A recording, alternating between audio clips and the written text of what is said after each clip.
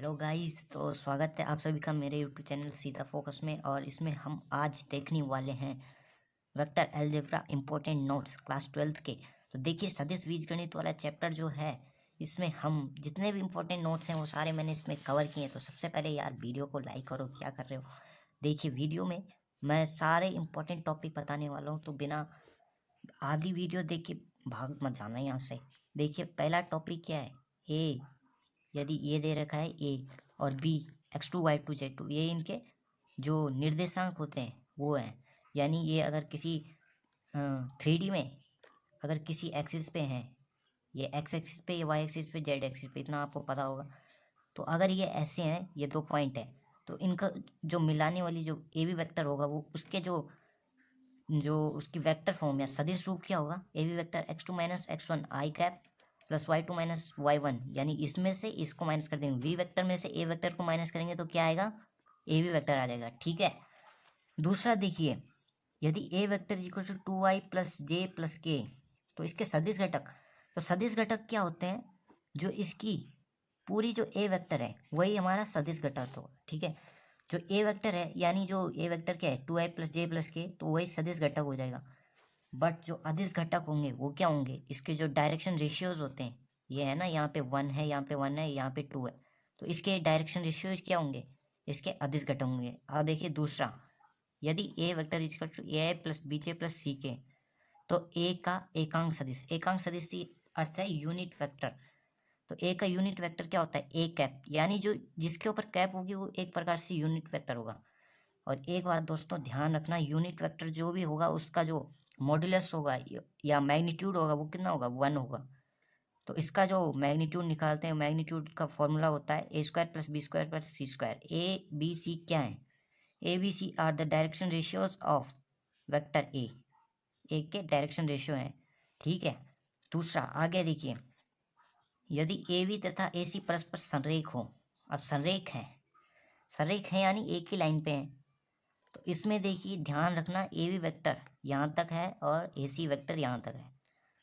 तो अगर कोई दो वेक्टर संरेख हैं तो हम उसको लिख सकते हैं A C vector is equals to lambda times of A B vector. यानी जो ए सी वेक्टर होगा वो लैम्डा गुना, यानी कुछ यहाँ पे कांस्टेंट नंबर होगा, 2 गुना 3 गुना ए बी वेक्टर के। ठीक है। तो ये ऐसा यहाँ पे होगा।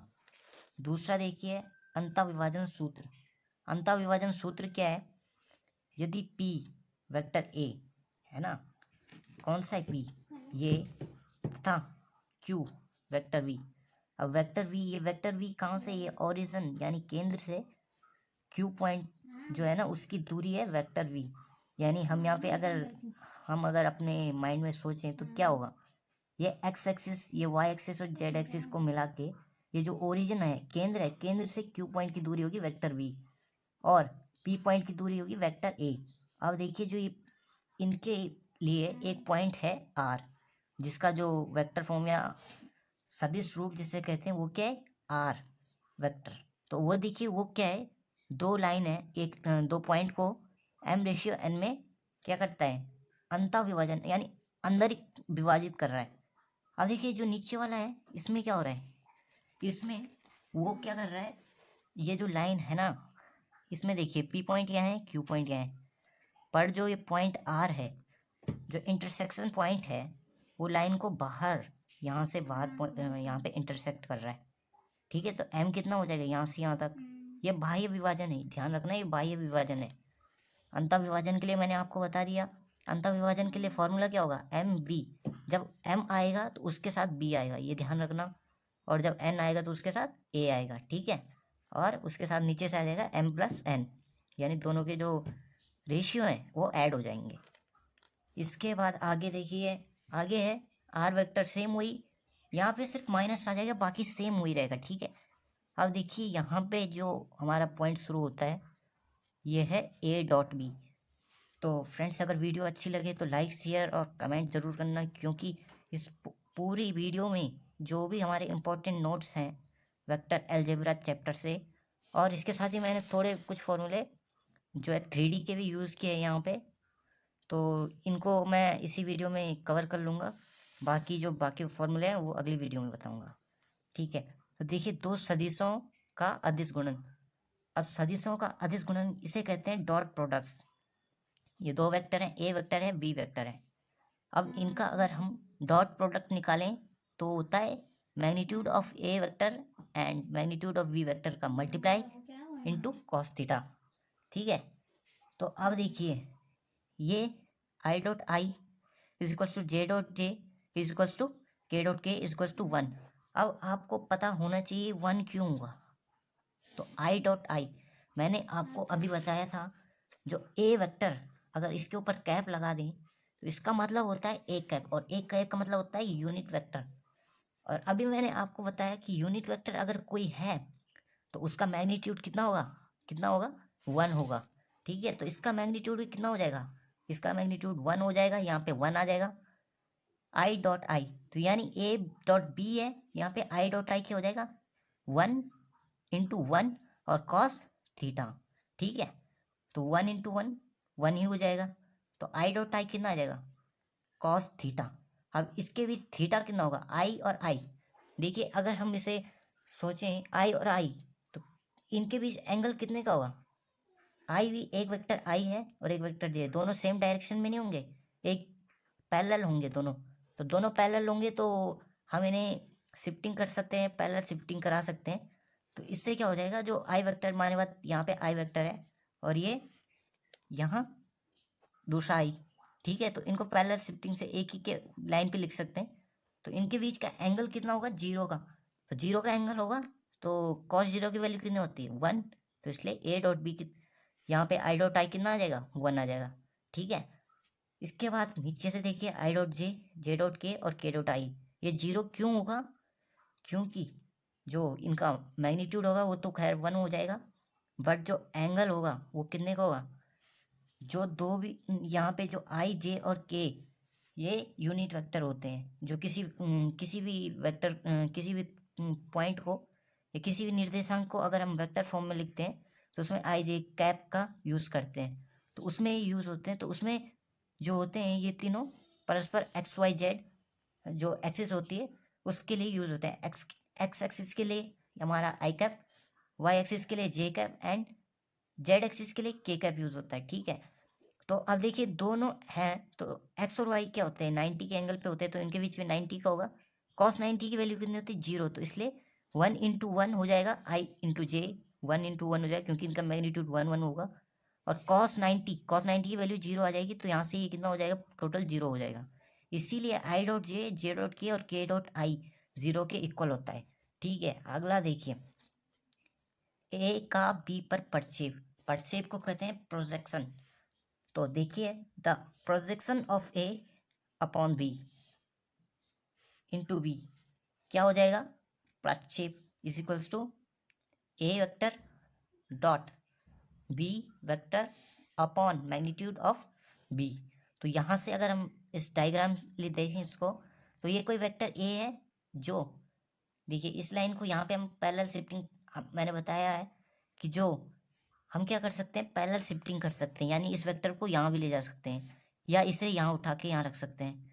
तो देखिए इसका जो प्रक्षेप से अर्थ होता है परछाई, यानी ये जो वेक्टर ए है ना इसकी परछाई इस पर कहाँ कितनी लंबाई होगी, कितना मैग्नीट्यूड होगा, वो निकालने के लिए हम इसका यूज़ करते हैं। तो देखिए सिंपली इसका फॉर्मूला है vector A into vector B upon V का मैग्नीट्यूड। तो इसे हम अगर सिंपली कहें तो ये होता है बी कैप, यानी यूनिट वेक्टर ऑफ वी। ठीक है, तो ये होता है यहाँ पे एक vector A dot V cap, और बी कैप यहाँ पे इसे सॉल्व करने के लिए आप सिंपली ये वाला फॉर्मूला यूज़ कर सकते हैं। ठीक है फ्रेंड्स, तो वीडियो अच्छी लगी लाइक करो यार। और यहाँ पे दूसरा फॉर्मूला देखिए कॉस थीटा, तो कॉस थीटा का फॉर्मूला सिंपली यहीं से हम निकाल सकते हैं, कॉस थीटा ये है, तो ये ए डॉट बी अपॉन अगर इसके नीचे इसको ले जाए तो ये कॉस थीटा का फॉर्मूला सिंपली आ जाएगा। ठीक है, और ये साइन थीटा का फॉर्मूला मैंने इससे निकाला है ए क्रॉस बी। इससे पहले इसको देखिए क्रॉस प्रोडक्ट क्या होता है, सदिश गुणन। सदिश गुणन यानी दो वेक्टर होंगे और उनका क्रॉस प्रोडक्ट भी एक वेक्टर ही आएगा। यहाँ देखिए, यहाँ ध्यान रखना, जो डॉट प्रोडक्ट्स होता है इसमें क्या होता है, दो वेक्टर मल्टीप्लाई होंगे, बट उनका जो तीसरा जो इनके मल्टीप्लाई से आएगा वो क्या होगा, एक स्केलर पॉइंट होगा, इसे स्केलर प्रोडक्ट भी कहते हैं। ठीक है, दो वेक्टर का मल्टीप्लाई जो स्केलर यानी एक नंबर आएगा तो उसे कहते हैं स्केलर प्रोडक्ट। और यहाँ देखिए यहाँ क्या है, क्रॉस प्रोडक्ट, यानी यहाँ पे दो सदिशों का मल्टीप्लाई क्या होगा, एक तीसरा सदिश बनेगा जो क्या होगा, ये ध्यान से देखना, एक सदिश है वेक्टर ए, एक दूसरा वी वेक्टर है। अब इन दोनों की जो एंगल है वो थीटा एंगल है, ठीक है। और इन दोनों का जब क्रॉस प्रोडक्ट करेंगे यानी ए क्रॉस बी करेंगे तो वो क्या होगा, जैसे ये एक लाइन ये है, एक ये है, तो इनका क्रॉस प्रोडक्ट करेंगे तो वो कितना आएगा, थीटा कहाँ के लिए बन रहा है, नीचे से ऊपर के लिए, तो इसका जो क्रॉस प्रोडक्ट करेंगे तो थीटा जो होगा वो हमेशा बाहर की ओर होगा और दोनों वेक्टर पे क्या होगा, लंब होगा, ठीक है। यानी बी वेक्टर पे भी और ए वेक्टर पे भी क्या होगा, परपेंडिकुलर होगा, ए क्रॉस बी। और आई डॉट आई, जे डॉट जे और के डॉट के कितना होता है, ये होता है जीरो। अब इसको भी सिंपली आप वहीं से समझ सकते हैं जीरो क्यों होगा, जीरो इसलिए होगा क्योंकि आई डॉट आई सेम है, दोनों का बीच का एंगल जीरो होगा, इसलिए साइन थीटा कितना होता है जीरो, तो सिंपली वहीं से ये आंसर क्या आ जाएगा, जीरो आ जाएगा, ठीक है। अब देखिए अगला ए क्रॉस बी, ए क्रॉस बी कितना होता है, माइनस बी क्रॉस ए। तो देखिए गाइज मैंने यहाँ पे ज़्यादा ये डीपली एक्सप्लेन नहीं किया है, आपको इतना पता होना चाहिए जो ए डॉट बी होता है और बी डॉट ए के इक्वल होता है। बट अगर यही सिचुएशन हम अगर क्रॉस प्रोडक्ट में देखें तो यहाँ ये अप्लाई नहीं होती है। इट मीन्स यहाँ क्या होगा, A cross B minus of B cross A होगा, ठीक है। और अगला फॉर्मूला देखिए आई क्रॉस जे। तो अगर हम यहाँ आई डॉट जे देखें तो आपको जब भी पढ़ना होगा तो आपको क्या करना है, इसको और इसको दोनों आई क्रॉस जे और आई डॉट जे, इन दोनों को याद रखने के लिए दोनों को साथ में पढ़ना होगा। अब देखिए आई डॉट जे कितना होता है जीरो, बट अगर हम यहाँ देखें तो आई डॉट जे क्या होता है के। अब आप बोलेंगे कि यहाँ पे के क्या है के, तो देखिए के इसमें क्या होता है, इसमें देखेंगे हम तो के जो होता है एक वेक्टर होता है, तीसरा वेक्टर होता है जिसकी डायरेक्शन वही सेम ऊपर बाहर की ओर होती है। और जो जे डॉट के होता है वो आई होता है, के डॉट के क्रॉस आई कितना होता है, जे होता है, ठीक है। और यहाँ पे देखिए आई क्रॉस जे, इसको हम इस सर्कल के माध्यम से बड़ी आसानी से समझ सकते हैं, आई क्रॉस जे कितना होगा, के हो जाएगा, और के क्रॉस आई जे हो जाएगा, ठीक है। अब देखिए इससे एक सिंपल सा फॉर्मूला निकल के आता है, जो समांतर चतुर्भुज का क्षेत्रफल होता है वो कितना होता है, ए क्रॉस बी का मैग्नीट्यूड, ठीक है। यानी ए क्रॉस बी निकालेंगे वो एक वेक्टर फॉर्म होगी, उसका भी मैग्नीट्यूड निकालेंगे तो वो क्या जाएगा, समांतर चतुर्भुज का क्षेत्रफल। तो समांतर चतुर्भुज का क्षेत्रफल आपको पता होना चाहिए क्या होता है, बी इंटू एच, और अगर उसे हाफ से मल्टीप्लाई कर दें तो हो जाएगा half into B into H. इसीलिए त्रिभुज का क्षेत्रफल क्या हो जाएगा, हाफ इंटू समांतर चतुर्भुज का क्षेत्रफल, और समांतर चतुर्भुज का क्षेत्रफल है ए क्रॉस बी का मैग्नीट्यूड, ठीक है। तो ये यहाँ से समांतर त्रिभुज का क्षेत्रफल भी समांतर चतुर्भुज के क्षेत्रफल से यहीं से आ जाएगा, ठीक है। अब देखिए यहाँ तक ये हमारा वेक्टर चैप्टर कंप्लीट हो जाता है। इसके आगे हमारा है क्या, 3D चैप्टर।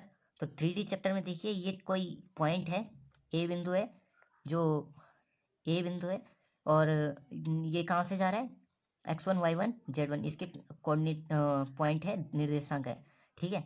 और एक r वेक्टर से जाने वाली ये r, इसके जो निर्देशांक क्या है, एक्स वाई और z, ठीक है। इसका जो वेक्टर फॉर्म एक्स आई प्लस वाई जे प्लस जेड के है। अब देखिए इसमें क्या होगा, जो वी वेक्टर होगा इसके पैरेलल होगा, तो इसमें जो लैंग्वेज होगी बिंदु ए, ये दे रखे हैं उसके पॉइंट वेक्टर जो फॉर्म होगी, तथा आर से जाने वाली तथा बी वेक्टर के समांतर। अब देखिए ये लाइन है, ये बी के भी पैरेलल है। वैसे मैक्सिमम तक आपने समझ रखा होगा, ये सिर्फ यहाँ पे इंपॉर्टेंट नोट्स के लिए बना रखे हैं, तो आपको इतना पता होना चाहिए कि यदि कोई लाइन ए से होकर जाती है, ठीक है, ए से होकर जाए और बी के समांतर हो, बी के पैरेलल हो, तो उसमें उसका जो वेक्टर फॉर्म होता है वो क्या होता है, R vector is equals to vector A plus lambda times of B vector. Simply ये फॉर्मूला होता है, तथा इसका जो कार्टेशियन फॉर्म होती है, कार्तीय रूप जो होता है X minus X one upon A, Y minus Y one upon B और Z minus Z one upon C. तो देख ये जो एक्स वन वाई वन और जेड वन है ये हमें गिवन होंगे, ए के जो निर्देशांक होंगे वही हमें यहाँ पे पुट करने हैं और ये गिवन होंगे, और ए बी सी जो है वो यहाँ से रखेंगे हम, वेक्टर वी के जो डायरेक्शन रेशियोज हैं वही यहाँ पे आ जाएंगे, ठीक है। और x2 माइनस x1 ये डायरेक्शन रेशियो की वैल्यू है, x2 माइनस x1, ठीक है। इसी प्रकार y का भी b का भी सेम वही होगा, y2 माइनस y1, और c का भी होगा z2 माइनस z1, ठीक है। अब देखिए लास्ट पॉइंट इसमें क्या है, दिए गए दो बिंदु a x1 y1 z1 तथा b x2 y2 z2 से होकर जाने वाली रेखा का सदिश रूप। तो अगर कोई इसमें क्या होता है, पैरेलल होता है, देखिए इसमें पैरेलल होता है, बट जो अभी हम पढ़ने वाले हैं इसमें क्या होगा, दोनों एक ही लाइन पे होंगे, ठीक है। इसमें तो खैर पैरेलल होते हैं, पर इसमें क्या होंगे, दोनों एक ही लाइन पे होंगे। तो एक ही लाइन पे होंगे यानी ये पॉइंट है, ये आर वेक्टर यहाँ पे है, और ये बी पॉइंट है। तो इसका जो सदिश यानी वेक्टर फॉर्म होती है वो होती है R equal to A plus lambda B minus A, B में से ए माइनस कर देंगे यानी ए भी वेक्टर बन जाएगा, ठीक है। यहाँ पे सिर्फ वी वेक्टर होता था क्योंकि अकेला वी वेक्टर है, पर यहाँ पे बी माइनस ए मतलब ए भी वेक्टर, ठीक है ना। जैसे यहाँ पे देखिए, यहाँ पे किया था हमने, जैसे ये है ए भी वेक्टर क्या था, बी माइनस ए बताया था स्टार्टिंग में, तो सेम वही यहाँ पे भी होगा। और ये जो ए भी वेक्टर यानी एक प्रकार से कह सकते हैं कि यही फॉर्मूला है लैम्डा, और बी वेक्टर क्या हो जाएगा, बी माइनस यानी ए भी वेक्टर बन जाएगा वो, ठीक है। अब नेक्स्ट पॉइंट देखिए, L square plus M square plus N square. तो अगर कोई लाइन है और वो एक वेक्टर के रूप में अगर हम उसे लिखें, और उसमें जो उसके जो डायरेक्शन रेशियो अगर डायरेक्शन कोसाइन की यानी वो अगर यूनिट वेक्टर हो गया, तो L square plus M square plus N square, तो उसके जो डायरेक्शन कोसाइन होंगे वो डायरेक्शन रेशियो के बराबर होंगे, यानी A B C is equal to L M N के बराबर हो जाएंगे। और जो L square plus M square यानी डायरेक्शन रेशियो डायरेक्शन कोसाइन का जो स्क्वायर करके जो ऐड होगा वो कितना आएगा, 1। तो ये बहुत ज़्यादा यूज़ होने वाला है यहाँ, देखिए। बाकी ये तो खैर sine inverse X plus cos inverse X equals to पाई/2। तो ये फॉर्मूला हमारा इनवर्स ट्रिग्नोमेट्रिक फंक्शन से है, ये भी काफ़ी इंपॉर्टेंट है, एग्जाम में हर टाइम पूछा जाता है। ये तीन फॉर्मूले, X sine inverse X plus cos inverse X equal to पाई/2, tan inverse X plus cot inverse X पाई/2, और सेम मतलब यहाँ पे साइन कॉस और टेन कॉट और सेक कॉसेक। तो थैंक यू, अगर वीडियो अच्छी लगे तो लाइक शेयर और कमेंट जरूर करना।